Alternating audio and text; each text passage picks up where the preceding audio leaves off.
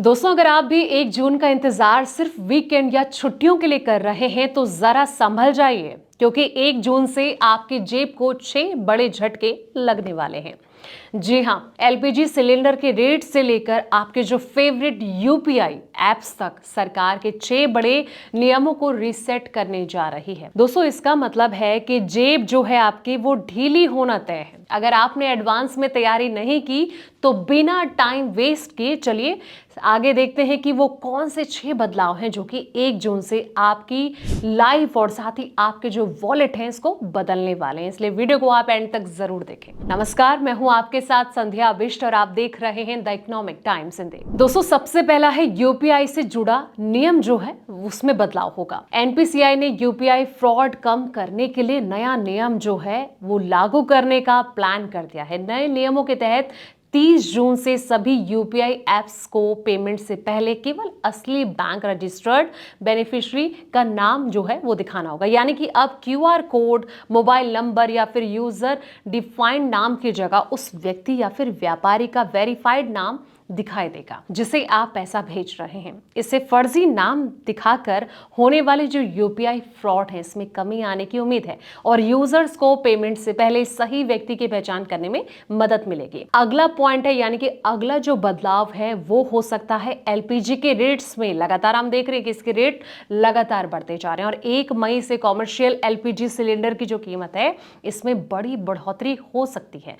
19 kilo वाले जो commercial cylinder के दाम है तकरीबन 993 रुपए तक बढ़ गए, जिसके बाद दिल्ली में इसकी जो कीमत है वो 3071.50 तक पहुंच गई।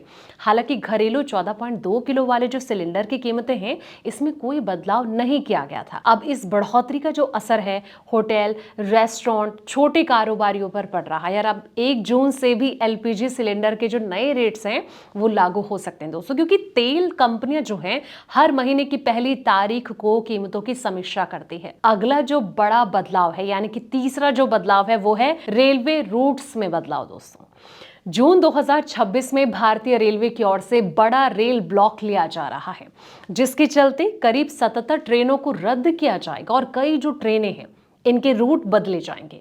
ये बदलाव रेलवे के ट्रैक अपग्रेड और साथ ही नॉन इंटरलॉकिंग कार्यों के कारण किया जा रहा है। इसका असर जो है वो पश्चिम बंगाल, महाराष्ट्र, गुजरात, मध्य प्रदेश, छत्तीसगढ़, झारखंड और ओडिशा समेत कई राज्यों में नजर आ सकता है। दोस्तों, अगला और खास पॉइंट जो है, यानी कि नियम जो है वो पैन कार्ड से जुड़ा नियम है, जिसमें भी बदलाव किया जा सकता है। नए इनकम टैक्स नियम 2026 के तहत पैन से जुड़े कई नियमों में बदलाव किए गए हैं। अब कुछ लेनदार में पैन देना जरूरी नहीं होगा, जबकि कई हाई वैल्यू ट्रांजैक्शन पर नियम और सख्त कर दिए गए हैं। दोस्तों, एग्जाम्पल के तौर पर पहले दिन में 50,000 से ज्यादा कैश जमा करने पर पैन देना जरूरी था, लेकिन अब ये शॉर्ट हटा दी गई है। वहीं प्रॉपर्टी खरीद बिक्री में पैन की जो सीमा है वो 10 लाख से बढ़ाकर 20 लाख तक कर दी गई है। अगला और बड़ा बदलाव जो है वो है सोलर पैनल से जुड़ा जो है नया नियम। जी हाँ दोस्तों, आपको बता दें कि 1 जून से सोलर पैनल से जो जुड़े नियम ALMM नियम जो है वो लागू होने जा रहे हैं। इसके तहत सरकारी योजनाएं, नेट मीटरिंग और साथ ही कई सब्सिडी